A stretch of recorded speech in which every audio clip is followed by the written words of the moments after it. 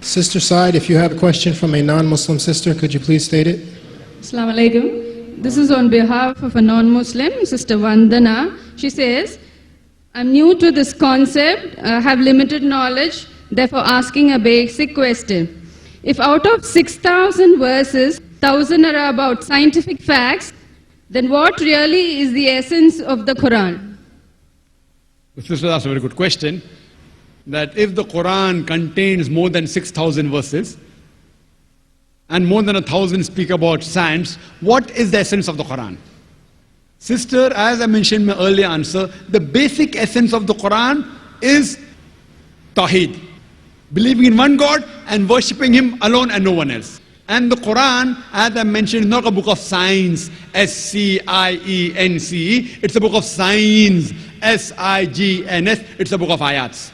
The Quran is a book which shows you how a life should be led. And when I had a debate with Shri Ravi Shankar, I said this is the best book on art of living. If there is any book on art of living which is the best, it is the Quran. Best book on art of living. And it has a membership of more than 1.3 billion people. So this book shows you how to lead a life. Now many a time you understand that because the Quran is the word of Almighty God, one verse of the Quran has got multiple angles. Now the same 1,000 verses which are speaking about science, it doesn't mean it only speaks about science. It speaks about various other aspects also. That's the beauty of the Quran. When a layman sees it, he understands it. When a scientific man sees it, he sees it in a different angle. It satisfies both. So that's the beauty of the Quran. That does not mean that Quran is a book of science. Yes, but there is not a single verse of the Quran which goes against established science. Because it's a book of Allah subhanahu wa ta'ala, Almighty God. So this book is a book of guidance, how a life should be led. It shows a person to believe in oneness of God, how to worship Him, and how to lead the life. The pros and cons, the farais, what a human being should do, and the prohibited things that he should abstain from. It's mentioned in the Quran. Hope that answers the question, sister. Sister, if you have another question, go ahead, if it's from a non-Muslim. Your presentation is impressive, but could you just ask this group to raise their hands who knew some of the information that you mentioned now? The thought here is, why is general education and the learning of the Holy Quran not integrated? Sister has a question that from the audience, how many of you knew the major portion of what I've said in the lecture? Please raise your hand. Major portion of what I've mentioned, mashallah, you can say most of them. At least more than 50%, if not all. And the reason is that I've written a book also, Quran and Modern Science, Compatible and Incompatible, which has been distributed in the conference. If those who have not got a copy, inshallah, on your way out, the copy of my talk, Quran and Modern Science, will be distributed, inshallah. It's a 4-color book. Regarding the part of the question, the second part, that why isn't education being given to the Muslims? So I expected the sister would have thought that maybe 1% or 10%, less than 10% raised the hand. So here you see, mashallah, majority knew it. And yet they came for the talk, alhamdulillah. Maybe they came for the question and answer session. That's the best part of the program. Sister, as far as Islam is concerned, the first guidance given by Almighty God in the glorious Quran, in the last and final revelation to the human beings, it was not to offer salah. It was not to perform hajj or pilgrimage. It was ikra, read, recite, proclaim. So the first guidance given by Almighty God in the last and final revelation, it was to read, it was education. And that's the reason the major stress that the Muslims should put is on education. And alhamdulillah, the people of the south, I know from Kerala and even of Madras, mashallah, of Chennai, as far as the percentage is concerned in the other parts of India, alhamdulillah, the Muslims in Kerala are 100% educated. Not Muslims, all Keralites, whether Muslim or non-Muslim, they're educated. So even culture counts into it. As far as the religion of Islam is concerned, every Muslim, he should be educated. So that's the message for those who are not educated, that acquiring education is important, and that is the first guidance given by Allah subhanahu wa ta'ala in the last and final revelation, the glorious Quran. Hope that answers the question. Do we have another question from a guest here, non-Muslim? Okay, we'll go to the gentleman section, rear microphone. Gentlemen, could you please state your name and your occupation, please? Good evening, everyone. My name is Sanjeev. I'm working here in Land Marble Company as an admin executive. I got a few questions, but I'll ask only two questions regarding this Islam. First question is, do Islam believe in rebirth? And second question is, in Islam, it's not allowed to commit suicide.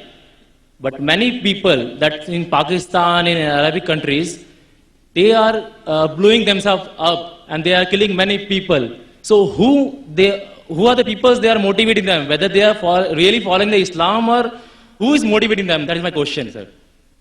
The brother has two questions. The first question, does Islam believe in rebirth? And the second question, that is suicide prohibited in Islam? How come people in Pakistan, other part of the world, they are blowing up themselves and killing themselves? The two questions. As far as the first question is concerned, that does Islam believe in rebirth?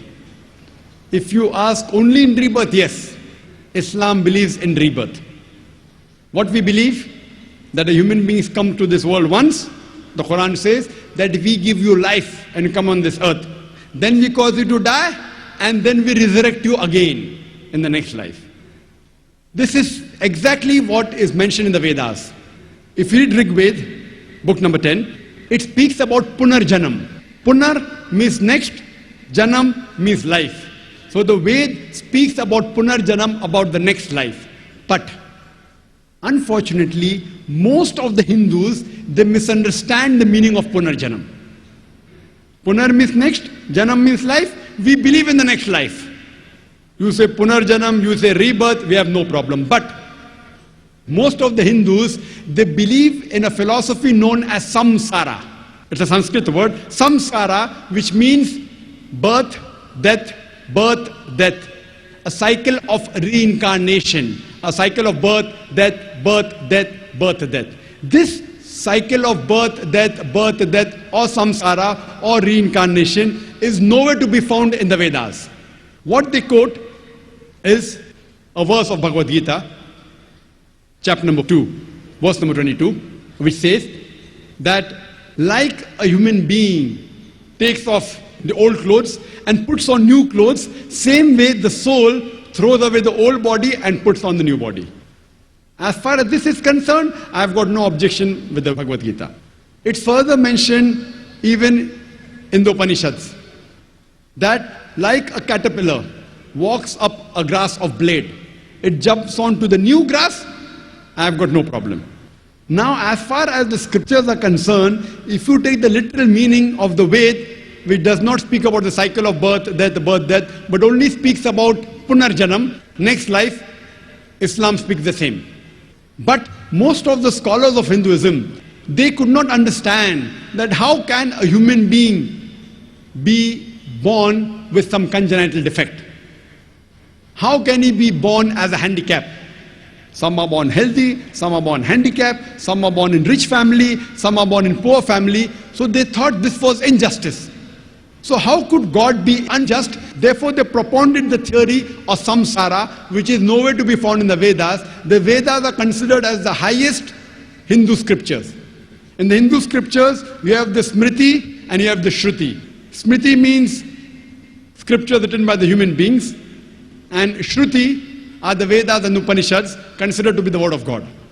Now, because they could not justify why some people are born in rich families, some in poor families, some are born healthy, some with congenital defect, they propounded this theory of samsara. As far as Islam is concerned, Allah says in the Quran, in Surah Mulk, chapter number 67, verse number 2, Allazi khalaqal mauta wal hayata. It's Allah who has created death and life to test which of you is good in deeds. This life you are leading is a test for the hereafter.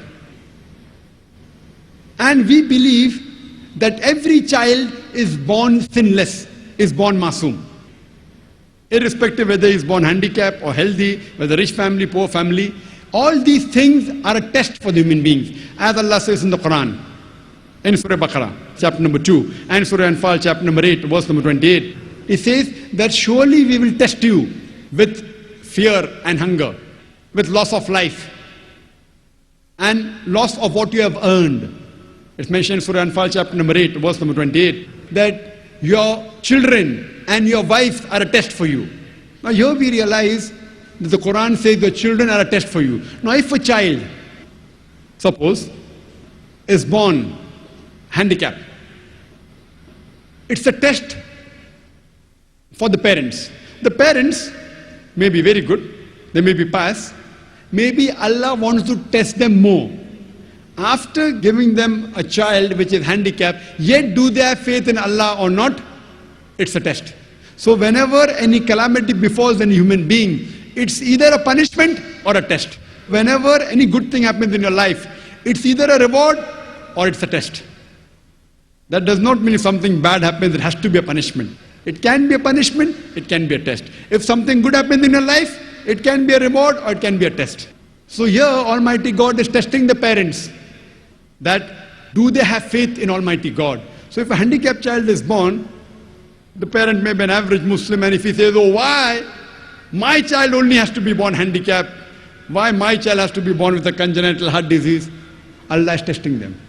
The people who are good Muslims, they'll say, Allah has destined, no problem, yet we thank Allah subhanahu wa ta'ala. And more difficult the test, more higher is the reward. To pass a simple graduation of BA is easy. But to pass MBBS is difficult. The moment you pass MBBS, in front of a name you get doctor, DR full stop. Highest it is. Examination is difficult, the honor is more. So Almighty God tests different people different way. The child that is born, what the Hindus said, the Hindu scholars, in his previous janam, in his previous birth, he did a sin, therefore he was born handicapped. They didn't have any other justification. If you do good deeds, then you are born healthy. So what the Hindu scholars, they propounded, that every living creature, it keeps on changing. According to them, the universal brotherhood in Hinduism is, all living creatures are your brothers. So sometimes you are born as an animal, sometimes as a bird, sometimes as a rat, sometimes as a cockroach, sometimes as a human being. And the human being is the highest level. And you're born as a human being 7 times. So they came with this philosophy because they could not justify why a child is born rich or poor, handicapped or healthy. Similarly, for a person who's born poor, it's a test for him. For the rich people, he has to give zakat. Every rich person who has a saving of more than a nisab level, 85 grams of gold, he or she should give 2.5% of that saving every lunar year in charity. For the poor person, for him, he gets full marks in zakat. He's poor, so he has to give no zakat, 100 out of 100. But we say, arey garib aadmi, poor man. Poor man. Poor man, he has got 100 out of 100 in zakat. The rich man, if he gives proper zakat, he may get 100 out of 100. He says, okay, fine, I have got so much wealth, this part is exempted from zakat. He may give 50% of zakat. So he'll get negative points. He may not give zakat at all. So imagine, suppose there's a questioner. There's a question in a question paper which is very easy. Should you be happy or sad? So when a person is born poor, actually in zakat, he gets 100 out of 100. Therefore, beloved Prophet said, it's easier for a poor man to go to Jannah than a rich man. But we say, arey garib aadmi hai, poor man. How sad. Not sad. 100 out of 100 in zakat. For the rich man, he has to give charity, he has to give zakat, he has to give donation, he'll be accountable for his wealth. So what in Islam, we are born in this world once, and once is sufficient. Once we die, we are resurrected on the day of judgment. You want to call it rebirth, I've got no problem. You want to call it punarjanam, I've got no problem. We say life after death.